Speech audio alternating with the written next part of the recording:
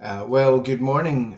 Good morning on a Wednesday morning. I'm going out live to Restore UK. Restore UK, that's on Twitter, and Restore UK on the YouTube channel. And for the people that would be watching now and the people that would come along to watch this short stream later, I would like to ask that if you could share this stream because there's some very important information contained within.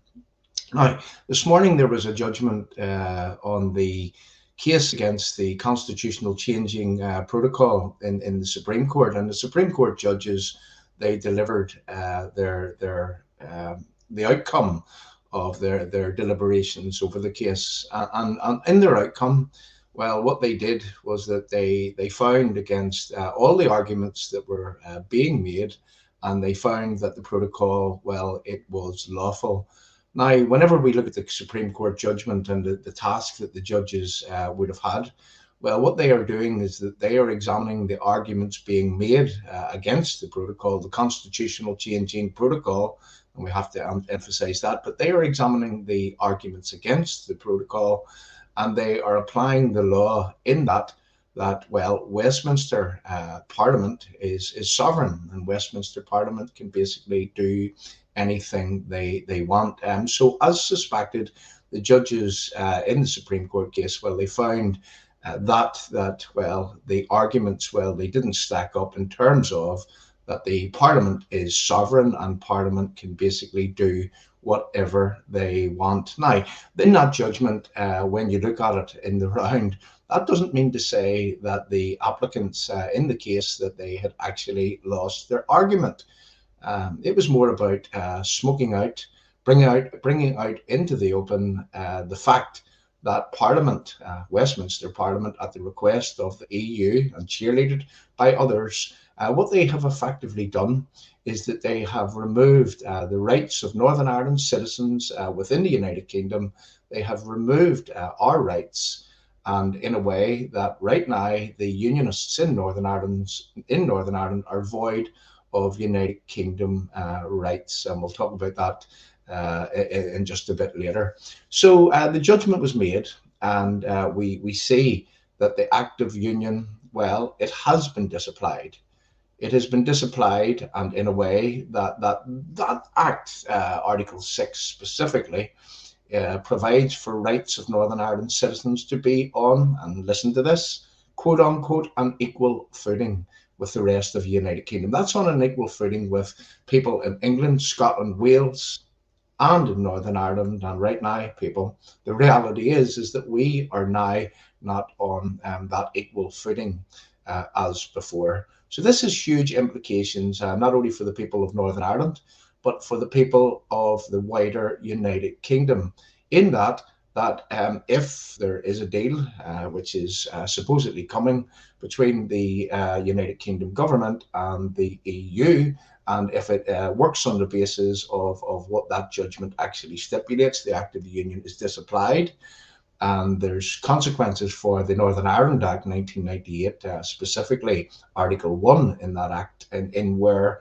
that, well, when unionists reach for the safeguards from within Article 1 of 98 Act, the Northern Ireland Act 1998, well, those rights, those safeguards, they don't actually apply whenever we reach for those safeguards. What it also has then shown, by extension, is that the Belfast Agreement doesn't work for Northern Ireland Unionists. And let's get this absolutely straight. The thing that Unionists got out of the Belfast Agreement was this thing called the principle of consent, in that there would be no change in Northern Ireland without the consent of the people put to a referendum.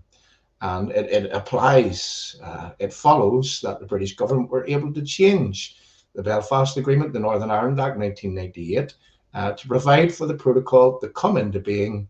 And basically, that's what the Supreme Court has delivered by way of judgment this morning.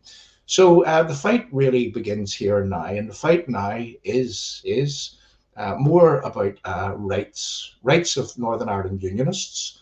The very fact that Northern Ireland Unionists had been made second-class citizens, the very fact that our Parliament in Westminster can change the Act of the Union, disapply it, and they can alter the text in the Northern Ireland Act 1998 to suit themselves whenever they want to do something. And well, I would say that it's not done in a very, very lawful way.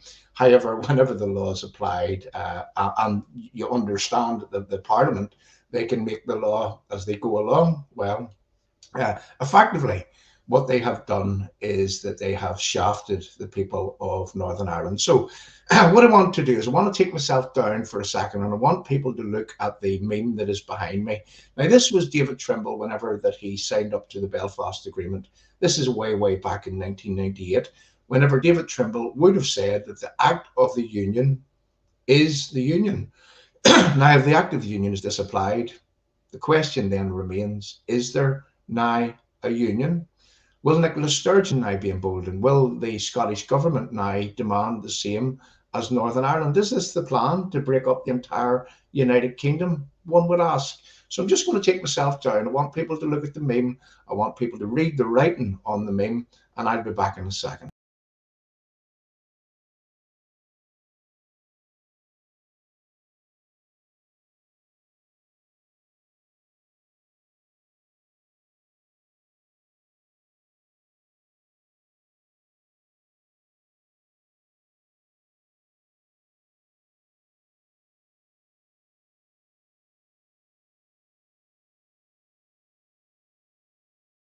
Actually signed.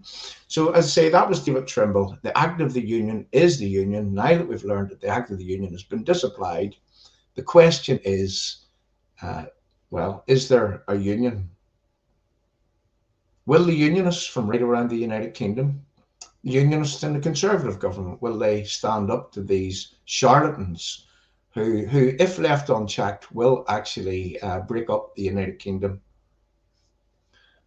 We have to look at the reasons, the circumstances as to why that we find ourselves in this position. And you know what we have to look at, what we have to consider, is that whilst the DUP, for example, are doing the right thing right now, whilst that they have collapsed the Stormont Assembly, and rightfully so, we have to look at some of the reasons as to why that the Conservative Party, they were emboldened to push on, because there was really no kickback from our political leaders. So I just want to remind people of a few things, and I think that this needs to be put on record, and this needs to serve as a lesson to any unionist leader going forward, that you stand up for the right thing. You don't step out of what it is that unionism requires right now.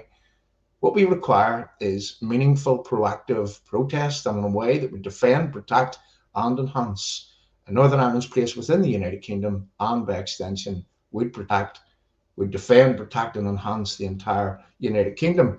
And anything else, well, it should not be considered by anyone that calls themselves a unionist. So I just want to remind people of a few short video clips in order that we can remind these political leaders that, well, were they responsible? Were they acting in a responsible way whenever they were making certain comments? Now, firstly, I want to play Arlene Foster. Now, we're going to say that we understand what it was that Arlene Foster had said way back in 2019, I think it was, whenever that she said that if there's a border, any type of border in the North Channel, in the Irish Sea, it would impede the constitutional integrity of the entire United Kingdom. Now, we're going to bag those words, and we're going to give Arlene Foster credit for using these words way back then. Listen to the clip, and I'll be back in a sec. Willing to accept any checks across the North Sea, even if they are of a regulatory nature, not customs checks? No, and it's been very clear all along. That has been our one red line, that we cannot have either a customs border down the Irish Sea or a regulatory border, because that would make us separate from the rest of the United Kingdom. And that doesn't work from a constitutional perspective, and it doesn't work from an economic perspective either. What if there was some political declaration that, OK, we have to agree to the possibility of checks, but they'll never be used? There's no way that they can add some language that would make you happy with any kind of the extra checks? No, because, of course, that would impede the constitutional integrity of the United Kingdom.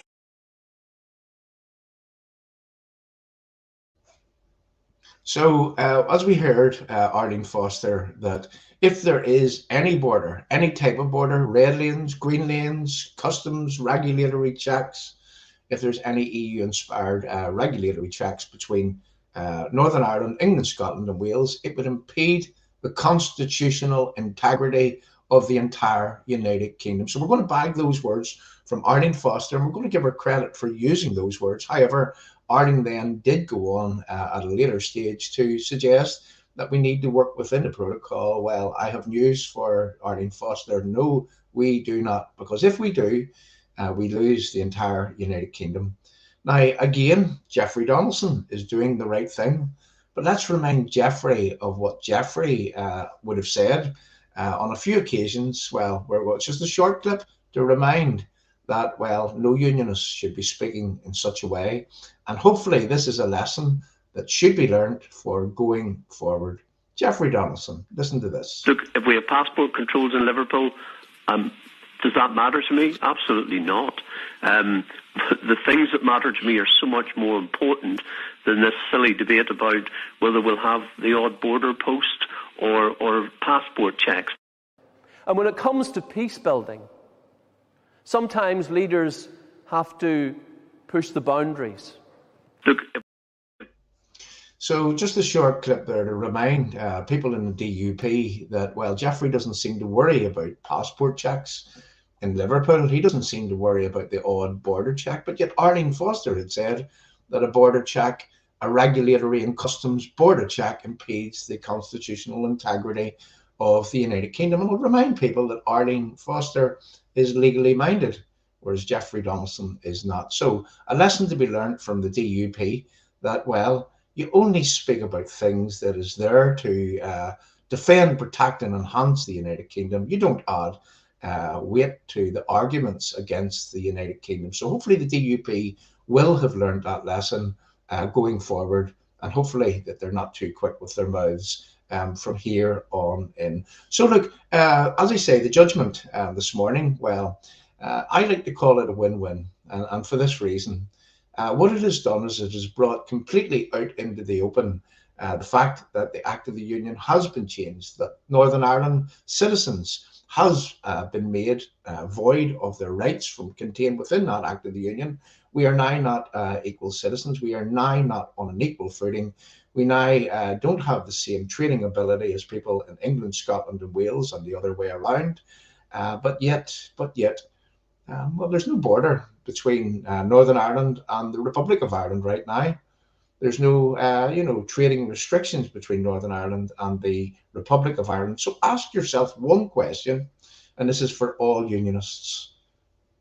Who wants to be part of a scenario in where that you're second-class citizens, that you don't matter, that you have to have a border, that you won the EU referendum? You were part of that 17.4 plus million people who won that referendum, and yet your democracy has been denied.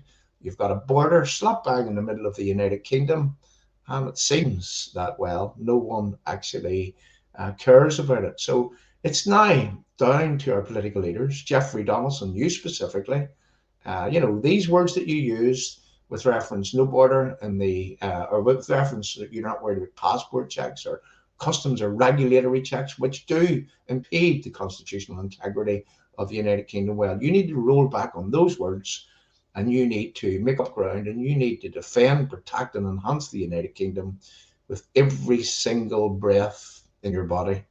That's what unionists will be requiring. That's what we'll be expecting. That's what we will be watching for. So onwards and upwards, it's now out in the open. We now know what we've got to fight for. We now can frame this fight as a rights-based fight. Citizens' rights, equal rights, civil rights.